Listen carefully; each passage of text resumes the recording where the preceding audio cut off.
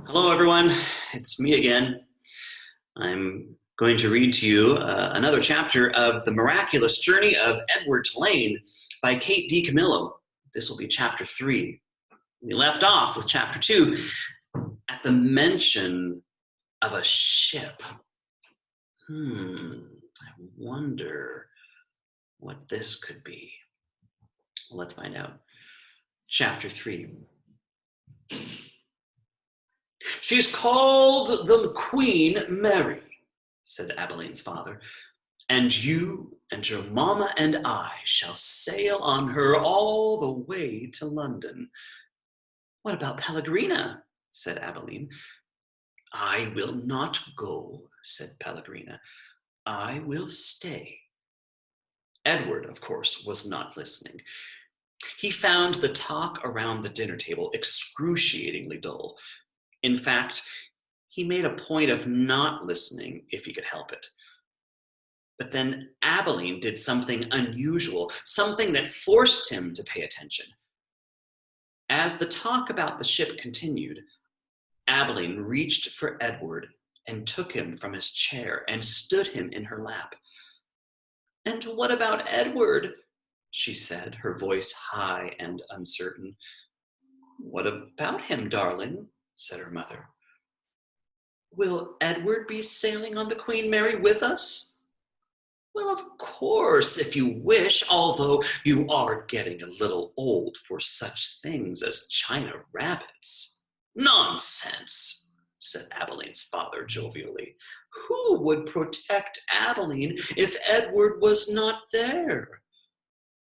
From the vantage point of Abilene's lap, Edward could see the whole table spread out before him in a way that he never could when he was seated in his own chair. He looked upon the glittering array of silverware and glasses and plates, and he saw the amused and condescending looks of Abilene's parents. And then his eyes met Pellegrina's. She was looking at him in the way a hawk hanging lazily in the air might study a mouse on the ground.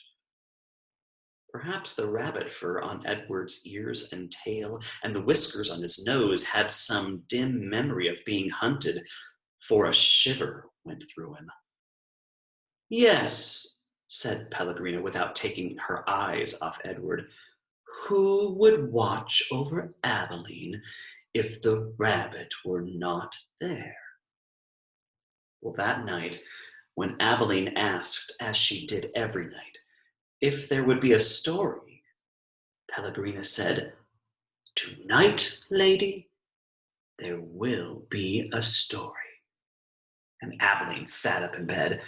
"I think that Edward needs to sit here with me," she said, "so that he can hear the story too." "I think that is best," said Pellegrina. "Yes, I think that the rabbit must hear the story."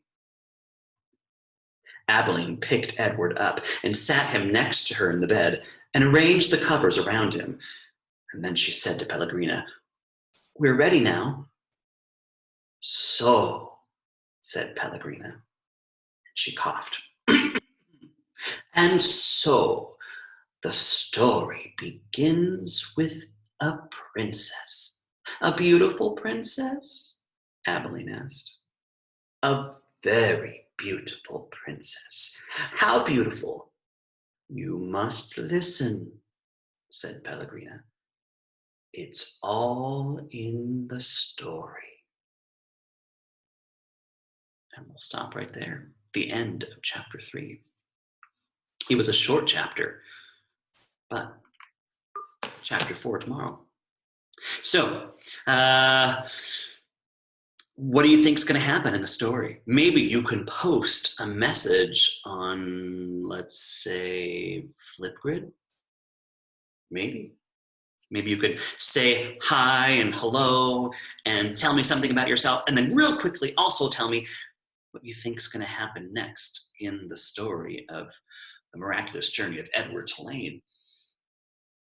Wonder what it's going to be. I wonder if this story is going to be a story about a little girl who lost her rabbit, or a story about a little girl who had a rabbit and then grew out of needing the rabbit, or a story about a little girl who had a rabbit and wanted to take her rabbit on a ship with her parents, and her grandmother stole it.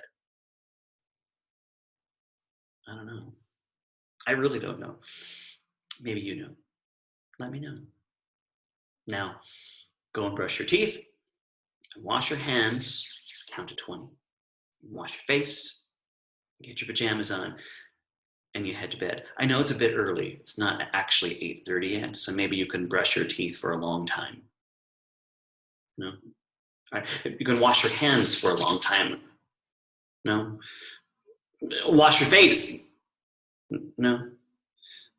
All right. Maybe you could take a long time putting your pajamas. All right. All right. I don't know.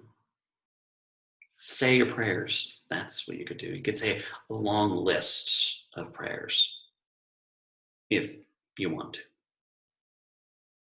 All right, everyone. Have a great night. Brush your teeth.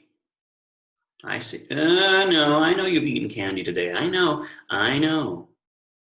I know. Maybe you forgot to brush them this morning. That would be awful. Awful. Don't tell Tanner's dad.